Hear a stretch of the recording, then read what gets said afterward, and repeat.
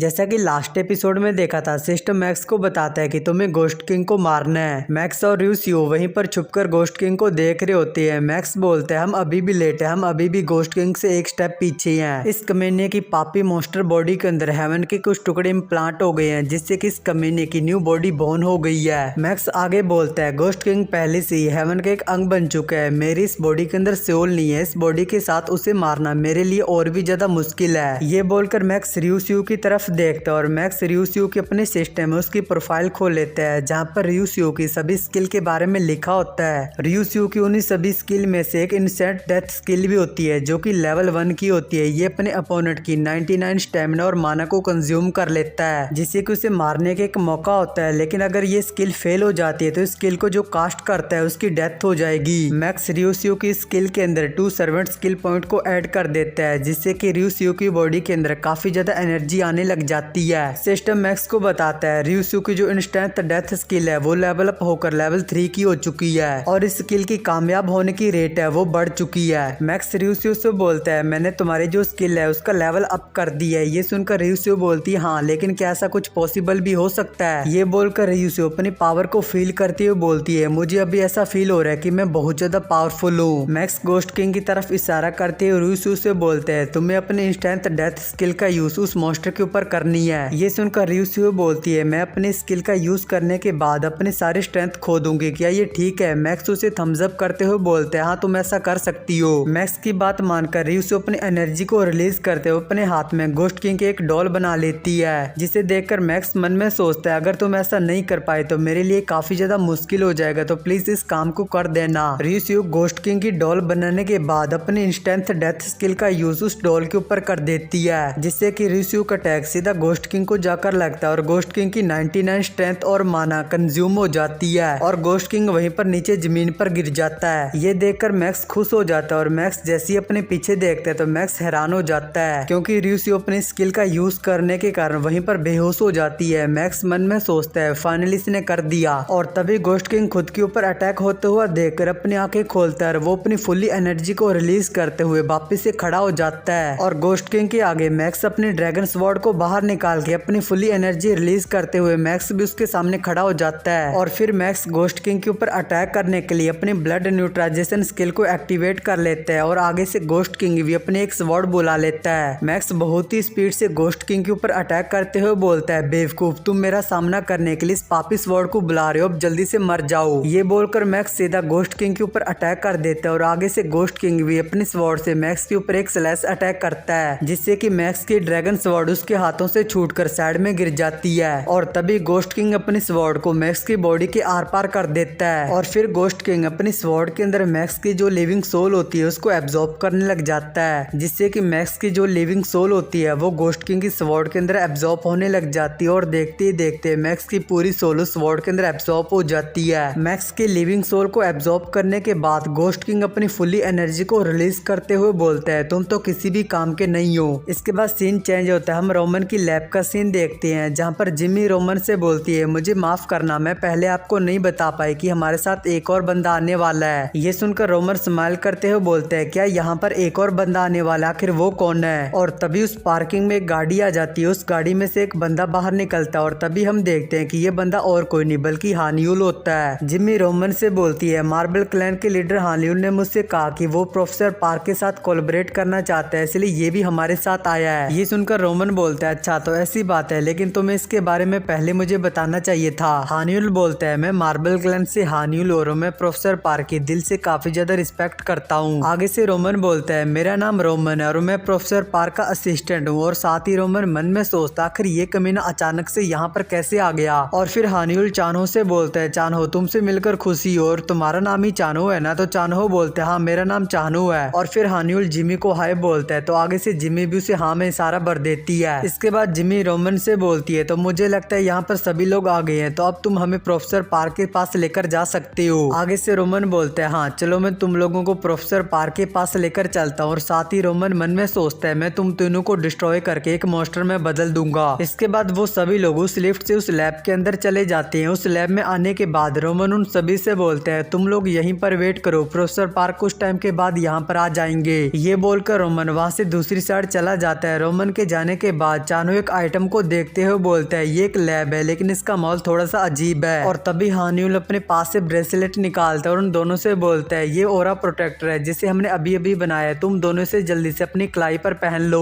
तो हानियुल की बात सुनकर वो दोनों उस ब्रेसलेट को अपने हाथ में पहन लेते हैं और उसे थैंक्स बोलती हैं। जिमी हंसते हुए चानो को बताती है सियोल क्लैन के लीडर हुआंगजुन ने मेरी प्रोटेक्शन के लिए मुझे बताया था कि मुझे मार्बल क्लैन के लीडर हानियुल के साथ इस लैब में आना चाहिए। ये सुनकर चानो मन में सोचता है मैं तो मार्बल क्लैन के लीडर हानियुल को भूल ही गया था। मैक्स ने मुझे जो इक्विपमेंट दिए थे मैं इससे भी इन इक्विपमेंट को मॉडिफाइड करने के लिए बोल सकता था। और तभी उस रूम के अंदर एक अजीब सा फॉग आने लग जाता है जिसे देखकर वो लोग बोलते हैं आखिर ये क्या चीज है। हानियुल बोलता है ये तो एक ट्रैप है। चानो और जिमी ये सुनकर काफी ज्यादा हैरान हो जाती हैं। इसके बाद हानियुल उस रूम के गेट को तोड़ देता है और वो तीनों उस रूम से बाहर आ जाती हैं। वो लोग जैसे उस रूम से बाहर आते हैं वो लोग हैरान हो जाते हैं क्योंकि उन तीनों के सामने काफी सारे मॉन्स्टर होते हैं। उनको देखकर चानो बोलता है ये तो ऑर्क्स हैं, आखिर ये लोग यहाँ पर कैसे आ गए। उन सभी ऑर्क्स मॉन्स्टरों को देखकर हानियुल जल्दी से अपने पास एक एनर्जी की स्वॉर्ड बनाता है। वो सभी मॉन्स्टर भागते हुए सीधा उनके ऊपर अटैक कर देते हैं। तो हानियुल बहुत ही स्पीड से मूव करता है और वो अपनी एनर्जी स्वॉर्ड से उन सभी मॉन्स्टरों को बीच में से काट देता है। इसके बाद हानियुल अपने दूसरे हाथ को आगे की तरफ करता है और उसमें से एक लाइट की सोलर बीम निकालता है जो कि सीधा उन मॉन्स्टरों की तरफ जाती है और उन सभी मॉन्स्टरों को एक साथ बीच में से काट देती है। जिमी और चानो हानियुल से पूछते हैं आखिर ये मॉन्स्टर यहाँ पर कैसे आ गए। तो हानियुल बोलता है यहाँ पर ये जो अजीब सी गैस है शायद ये इसी के कारण यहाँ पर आ रही है। इसके बाद सीन चेंज होता है, हम रोमन को देखते हैं। रोमन किसी दूसरी जगह पर अपने कंप्यूटर से उन तीनों को देख रहा होता है। रोमन बोलता है तुम तीनों ने मेरी मार्किंग गैस को इनहेल किया है तो तुम तीनों मेरे क्रिएचर से बच नहीं पाओगे। ये बोलकर रोमन एक इवल सी स्माइल के साथ बोलता है तो चलो अब कुछ स्ट्रॉन्ग लोगों का टेस्ट करती हैं। इसके बाद सीन चेंज होता है, गोस्ट किंग की वो पापी स्वॉर्ड वो जिन भी सोल्स को एब्जॉर्ब करते तो स्वॉर्ड के अंदर जहाँ पर वो सोल्स बाहर निकलती है हम उस जगह का सीन देखते हैं। वहाँ पर काफी सारी सोल्स होती हैं। वो बोलती हैं प्लीज हमें कोई यहाँ से बाहर निकालो या फिर हमें कोई मार दो। और तभी एक सोल एक डायरेक्शन में इशारा करते हुए बोलती है देखो वहाँ पर एक न्यू सोल आई है। ये सुनकर वहाँ पर जितनी भी सोल होती हैं वो सभी उस डायरेक्शन की तरफ चल पड़ती हैं और बोलती हैं चलो उसे खाती हैं। और फिर हम उस न्यू सोल को देखते हैं जो कि और कोई नहीं बल्कि मैक्स होता है। मैक्स एक इवल स्माइल के साथ बोलता है लगता है तुम लोग जानते नहीं कि मैं कौन हूँ। ये बोलकर मैक्स अपने खतरनाक ऑरा को रिलीज करते हुए एक खतरनाक सी स्माइल के साथ बोलते हैं तुम लोग मुझे नहीं बल्कि मैं वही हूँ जो तुम लोगों को खाएगा। मैक्स के पावरफुल ऑरा को देखकर उन सभी सोल्स की फट के मियां खलीफा जितनी हो जाती है। इसके बाद सीन वापिस से गोस्ट किंग हॉल पे आ जाता है जहाँ पर गोस्ट किंग अपनी स्वॉर्ड के साथ रूसियो के सामने खड़ा होता है। गोस्ट किंग अपनी स्वॉर्ड को ऊपर की तरफ उठाते हुए रूसियो को मारने वाला होता है लेकिन तभी उसे कुछ फील होता है। गोस्ट किंग की जो पापी स्वॉर्ड होती है वो उसके कंट्रोल से बाहर चली जाती है और वो स्वॉर्ड उसी को मारने लग जाती है। गोस्ट किंग चिल्ला के बोलता है कमीने जल्दी से रुक जाओ। तो स्वॉर्ड के अंदर से मैक्स की आवाज आती है। मैक्स गोस्ट किंग से बोलता है मुझे लगता है कि तुम्हें सिचुएशन के बारे में नहीं पता कि तुम्हें मुझसे किस तरह से बात करनी चाहिए। ये बोलकर मैक्स उस स्वॉर्ड को कंट्रोल करते हुए स्वॉर्ड को गोस्ट किंग के आर पार कर देता है जिससे कि गोस्ट किंग का काम तमाम हो जाता है और वहाँ पर सिर्फ उसकी पापी स्वॉर्ड रह जाती है। और तभी सिस्टम मैक्स को बताता है तुमने इम्प्लीमेंटेशन का तीसरा मिशन कंप्लीट कर दिया है, तुमने गोस्ट किंग को हरा दिया है। रिवॉर्ड में तुम्हें 1 लाख अचीवमेंट पॉइंट और एक सर्वेंट स्किल पॉइंट मिल गया है और इम्प्लीमेंटेशन के अंदर तुम्हें गोस्ट किंग का डोमेन 66% मिल गया है। और तभी मैक्स भी उस वॉर्ड से बाहर आ जाता है। मैक्स बोलता है यार हर किसी की प्रॉब्लम आखिर मेरे को ही फिक्स क्यों करनी होती है। लेकिन तभी उस गोस्ट किंग हॉल के बीचों बीच एक गोल्डन फॉग आ जाता है जिसे देखकर मैक्स कंफ्यूज होता है। मैक्स बोलता है क्या ये अभी भी खत्म नहीं हुआ है। उस गोल्डन फॉग में से एक गोल्डन फिगर बाहर आता है। वो मैक्स से पूछता है आखिर तुम हो कौन। सिस्टम मैक्स को बताता है ये स्काई फर्म है, ये एक हेवनली बीइंग है, इसी ने इस जगह के रूलर यानी कि गोस्ट किंग का ब्रेन वॉश किया था, तुम्हें इसे मारना है। रिवॉर्ड में तुम्हें 10 लाख अचीवमेंट पॉइंट और एक सभी सर्वेंट के लिए स्किल पॉइंट मिलेगा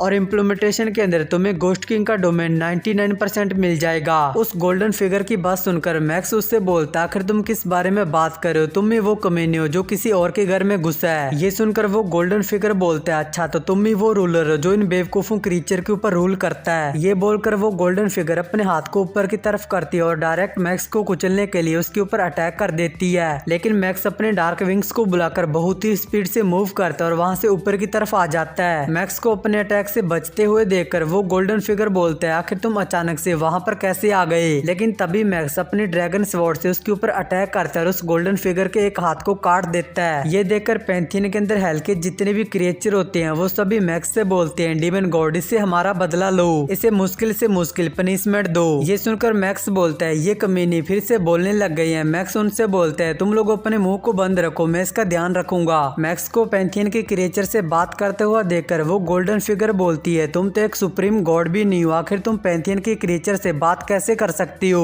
सुप्रीम गॉड का नाम सुनकर मैक्स कंफ्यूजन में बोलता है क्या सुप्रीम गॉड, लेकिन तभी आसमान से काफी सारी गोल्डन चेन्स आती है और उस गोल्डन फिगर को पकड़ लेती हैं। और हम देखते हैं कि वहां पर काफी सारे हेवनली अपासल आ जाते हैं। वो गोल्डन फिगर उनसे बोलती है प्लीज मुझे माफ कर दो, मुझे अपनी गलती का पछतावा है। ये सब कुछ देखकर मैक्स कंफ्यूजन में उन लोगों से पूछता आखिर यहाँ पर चल क्या रहा है, लेकिन वो हेवनली अपासल मैक्स की बात नहीं सुनते। वो उस गोल्डन फिगर से बोलते हैं तुमने लॉ को तोड़ा इसलिए तुम्हें मौत की सजा मिली है। खुद को इग्नोर होता हुआ देखकर मैक्स को बहुत ज्यादा गुस्सा आता है। मैक्स बोलते हैं तुम्हारी माँ की आंख, सालों तुम लोग मुझे इग्नोर कर रहे हो। ये बोलकर मैक्स बहुत ही स्पीड से फ्लाई करते हुए उन हेवनली अपासल की तरफ जाने लगता है, जिसे देखकर वो हेवनली अपासल भी हैरान होती है। मैक्स लाइट की स्पीड से फ्लाई करते हुए अपने ड्रैगन स्वॉर्ड से उन हेवनली अपासल के ऊपर एक स्लैश अटैक करता है और एक ही अटैक में उन तीनों को बीच में से काट देता है। ये देखकर वो गोल्डन फिगर बहुत ही ज्यादा हैरान होती है। वो बोलती है ये तो बहुत ज्यादा स्ट्रॉन्ग है, इसने एक ही अटैक में इन हेवनली अपासल को मार दिया। लेकिन तभी उसका जो कटा हुआ हाथ होता है वहां से ब्लड निकलने लग जाता है और उसे बहुत ज्यादा दर्द होने लग जाता है। इसके बाद ये वाला एपिसोड होता है यहाँ पर एंड।